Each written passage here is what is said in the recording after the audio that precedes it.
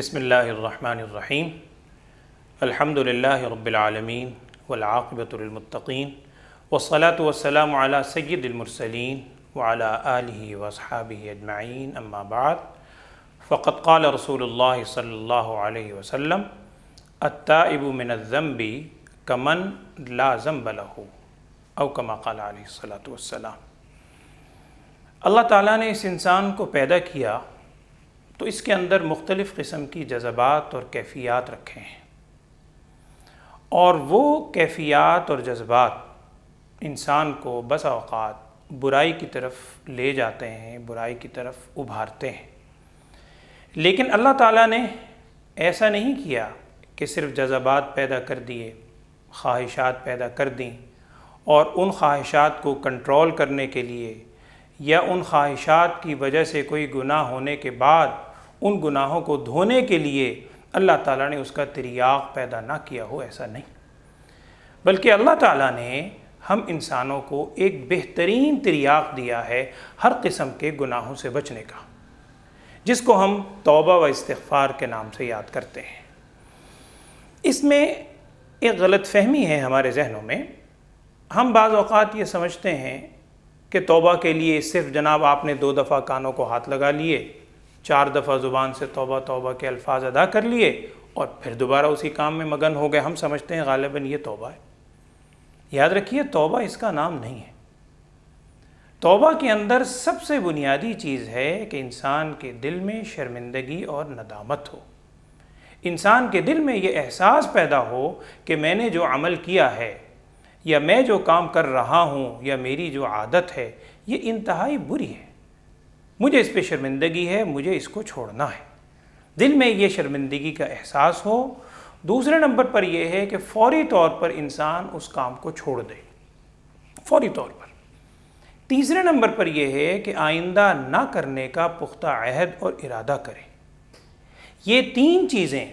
جب کسی شخص کی سوچ میں اور عمل میں پائی جائیں گی تب کہا جائے گا کہ اس شخص نے واقعتاً توبہ کی ہے۔ اور یہ توبہ اتنی بڑی دولت ہے،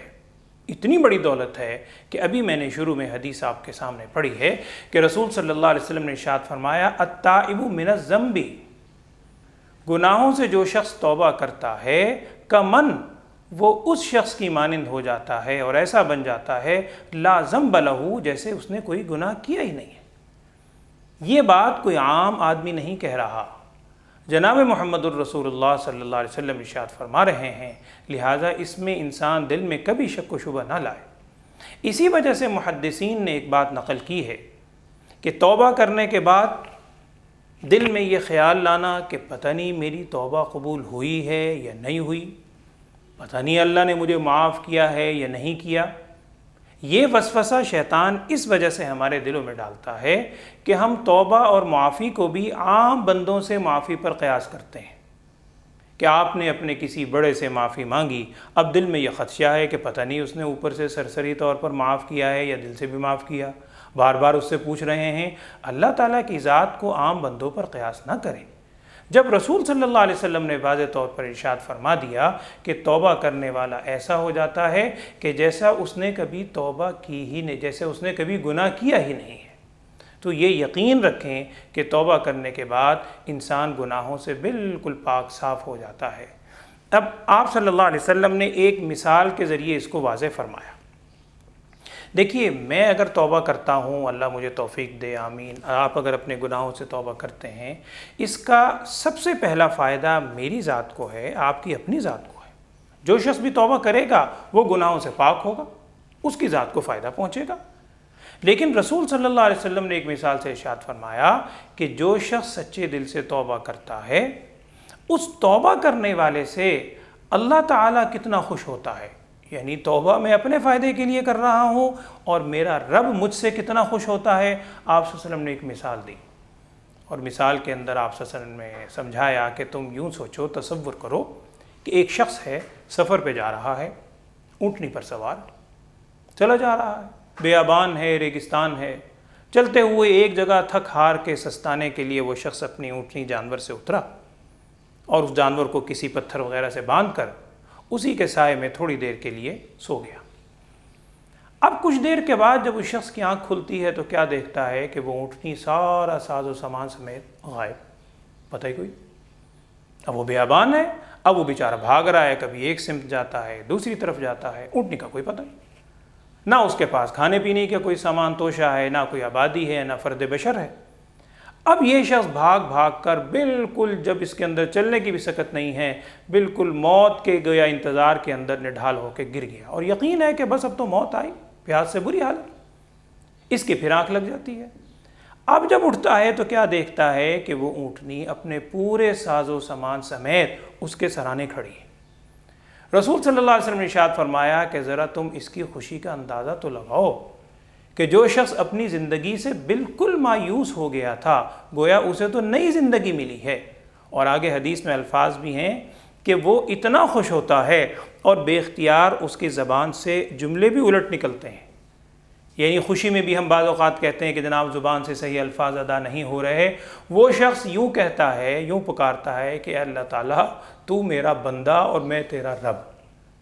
یعنی کہنا تو خوشی میں یہ تھا کہ تو میرا رب ہے، میں تیرا بندہ، تو نے میری اتنی مدد کی، لیکن خوشی میں اس کی زبان سے الفاظ بھی نہیں نکلتے۔ رسول صلی اللہ علیہ وسلم نے ارشاد فرمایا کہ خدا کی قسم جتنی خوشی اس شخص کو اپنے اس جانور کے ملنے سے ہوتی ہے جو اپنی زندگی سے مایوس تھا، اس سے کہیں زیادہ خوشی اللہ تعالیٰ کو اس بندے سے ہوتی ہے کہ جو گناہوں کے بعد اللہ کے حضور توبہ کرتا ہے، اللہ کے حضور گڑ گڑاتا ہے۔ تو یہ ایام انتہائی قدر والے ابھی ہماری زندگی میں باقی ہیں، ہمیں اللہ کے حضور خوب گڑ گڑانا چاہیے، اور جیسے میں نے آپ سے عرض کیا کہ خالی زبان سے نہیں کہنا بلکہ دل میں شرمندگی کا احساس ہو، اور ایک الفاظ زبان سے توبہ کے ساتھ ضرور کہیں۔ ہمیں انسان کو اپنے بارے میں پتہ ہے کہ میں یہاں کسی چار دیواری میں توبہ کرتا ہوں، چار دیواری سے باہر نکل کر پھر گناہ کروں گا۔ انسان کو اپنے نفس کے بارے میں خود علم ہے بہت، لیکن انسان اللہ تعالیٰ سے اگر ان الفاظ سے توبہ کرے کہ اے اللہ میں توبہ کرتا ہوں، میں تیرے حضور رجوع کرتا ہوں، مجھے تو یقین ہے، مجھے تو خطرہ ہے کہ میں اس گناہ سے نہیں بچ سکتا، لیکن تو تو قادر ہے، ان اللہ علی کل شیء قدیر، تو مجھے گناہوں پہ بچانے پہ قادر ہے، تو محض اپنے فضل و کرم سے ہر قسم کے گناہوں سے بچنے کی مجھے توفیق عطا فرما۔ ان الفاظ کے ساتھ دعا کریں اور توبہ مانگیں۔ آخر میں ایک بات اور ذہن میں رکھیے گا کہ یہ توبہ قرآن و حدیث میں اس کی تفصیل ہے کہ اس توبہ کے ذریعے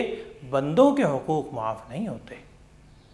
اللہ کے جو حقوق ہیں، حقوق اللہ کے درجے میں، عبادات میں، دیگر معاملات میں جو آپ سے کمی ہوئی ہیں وہ تو معاف ہو جائیں گے، لیکن اگر بندے کا آپ نے کوئی حق غصب کیا ہے وہ صرف توبہ سے معاف نہیں ہوگا، وہ بندے کو آپ کو اس حق کی ادائیگی کرنی ہے